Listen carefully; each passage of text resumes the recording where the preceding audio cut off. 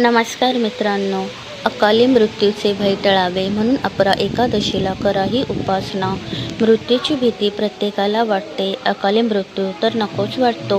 ही भीती घालवण्यासाठी 13 मे रोजी अपरा एकादशी आलेली आहे. त्या दिवशी ही उपासना अवश्य करा. नमस्कार मित्रांनो, श्री स्वामी समर्थ. अपरा एकादशीला सूर्यपूजेला महत्त्व आहे. ते केले असता अकाली मृत्यूचे भय टळते असे शास्त्र सांगते. यंदा 13 मे 2026 रोजी अपरा एकादशी आहे.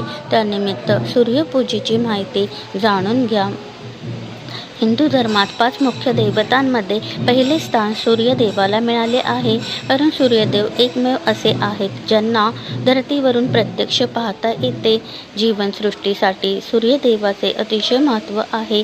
वेदांमध्ये सूर्यदेवाला सृष्टीचा आत्मा म्हटले आहे. सूर्यप्रकाशामुळे सृष्टीचे चक्र सुरळीत फिरत आहे. सूर्यदेवांप्रती कृतज्ञता व्यक्त करण्यासाठी शास्त्राने रोज सकाळी सूर्याला अर्घ्य द्यावे असे सांगितले आहे. सूर्याला अर्घ्य दिल्याने आपल्या आयुष्यात सकारात्मकता वाढते. तसेच हातून प्रत्यक्ष घडलेल्या पापांपासून मुक्ती मिळते. सूर्याला ग्रहांचा राजा म्हटले आहे. जर तुमच्या कुंडलीत रवी प्रबळ असेल तर तुमचे भाग्य तुम्हाला राजपथापर्यंत नेते. अशा व्यक्ती ज्या क्षेत्रात जातात त्यांच्या शिखरापर्यंत पोहोचतात.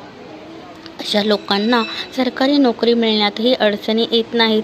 तुमच्या कुंडलीतील ग्रहदशा बदलून रविस्थान प्रबळ झाले तर अन्य पापग्रहांचा त्रास तुम्हाला होऊ शकत नाही. सूर्यदेवाला प्रसन्न करून घेण्याचा उत्तम पर्याय आहे सूर्याला अर्घ्य देणे. रविवारी सूर्यदेवाला समर्पित आहे. अन्य दिवशी जमले नाही तरी या दिवशी सूर्याला अवश्य अर्घ्य द्यावे. जी व्यक्ती सूर्यदेवांना अर्घ्य देऊन दिवसाची सुरुवात करते तिच्या वाट्याला अपयश येत नाही. सूर्याला अर्घ्य देण्याचे शास्त्रात अनेक फायदे सांगितले आहेत. सूर्याला अर्घ्य दिल्याने नोकरीत येणाऱ्या अडचणी दूर होतील. तसेच नोकरीत बढती मिळत राहील. जी व्यक्ती सूर्याला अर्घ्य देते तिला सूर्यासारखे तेज प्राप्त होते.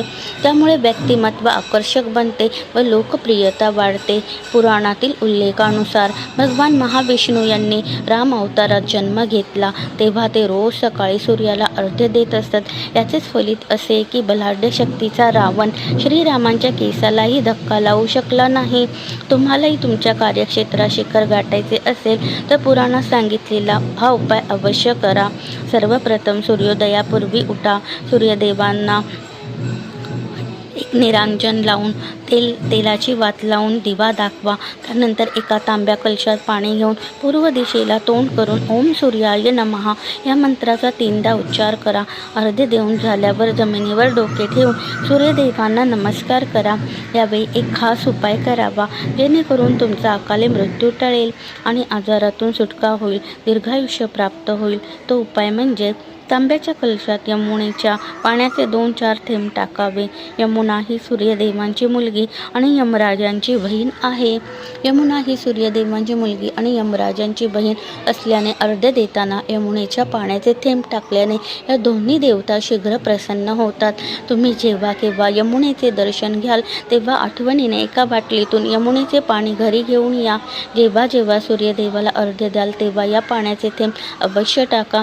हा उपाय केल्याने तुमच्याबरोबर तुमच्या कुटुंबालाही अकाली मृत्यू येणार नाही आणि हर तऱ्हेच्या आजारातून सूर्यदेव तुमची सुटका करतील असा विश्वास धर्मशास्त्राने दिला आहे.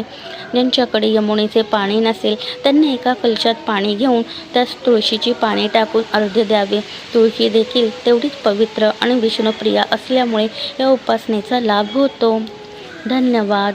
श्री स्वामी समर्थ. जय जय स्वामी समर्थ.